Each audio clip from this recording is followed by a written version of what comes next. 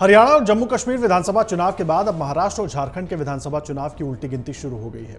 राजनेता भी अभी से अपने बयानों को धार देने में लग गए हैं। हरियाणा में चुनावी हार के बाद कांग्रेस के साथ साथ दूसरे विपक्षी दल भी ईवीएम पर भी ठीकरा फोड़ रहे हैं। इसी बीच शिवसेना यूबीटी के नेता संजय राउत ने चुनाव आयोग पर जमकर हमला किया है। संजय राउत का कहना है कि चुनाव आयोग चूना लगाता है।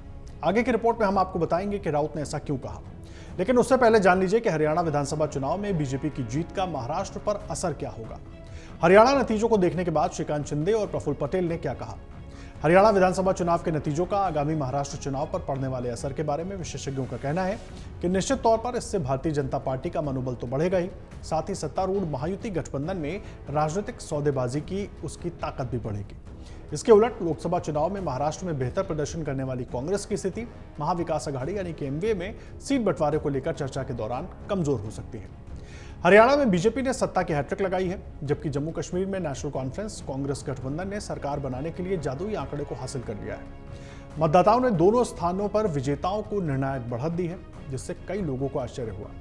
तो वहीं इस पर राजनीतिक विश्लेषकों का कहना है कि सीट बंटवारे पर शुरुआती बातचीत के दौरान लोकसभा चुनावों में खराब प्रदर्शन के लिए बीजेपी की आलोचना की गई थी।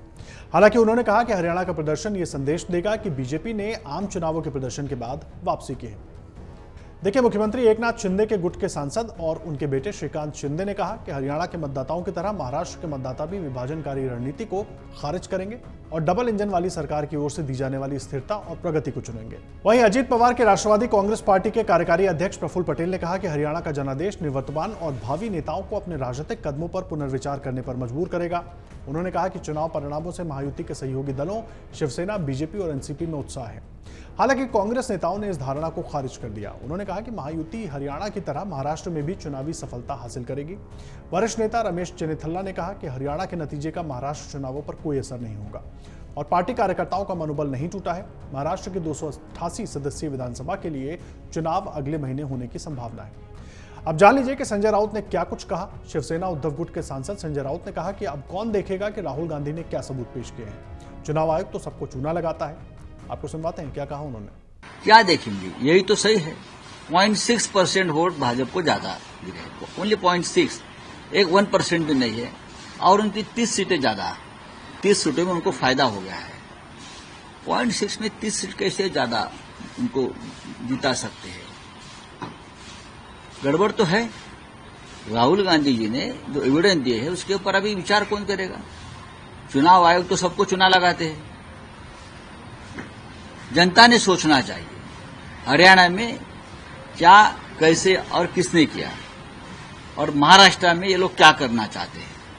लेकिन अब महाराष्ट्र में इस प्रकार के घोटाले नहीं होने चाहिए। इसी बीच हार को लेकर कांग्रेस लीडर प्रमोद तिवारी ने भी कहा कि मंथन के लिए बैठकें होती रहेंगी। तिवारी ने बताया कि 10 अक्टूबर को एक समीक्षा बैठक हुई, जिसमें हार को लेकर कई मुद्दों पर बात हुई। प्रमोद तिवारी ने कहा कि हमें 20 सीटों पर जानबूझकर हराया गया है, वहां बहुत कम अंतर है। हम शुरुआत में ज्यादातर सीटों पर आगे चल रहे थे, लेकिन बाद में काउंटिंग धीमी की गई, इससे संदेह पैदा होता है। उन्होंने कहा कि चुनाव न सिर्फ साफ सुथरे होने चाहिए बल्कि पारदर्शी भी रहने चाहिए, और इसलिए जरूरी है कि उन 20 सीटों पर फिर से काउंटिंग की जाए जिन पर गड़बड़ी का संदेह है। अगर आप ये वीडियो YouTube पर देख रहे हैं तो हमारे चैनल को सब्सक्राइब कर बेल आइकन दबाएं, और Facebook पर देख रहे हैं तो हमारे पेज को लाइक करें। 8 मिलियन प्लस सब्सक्राइबर, आपके इस भरोसे के लिए बहुत धन्यवाद।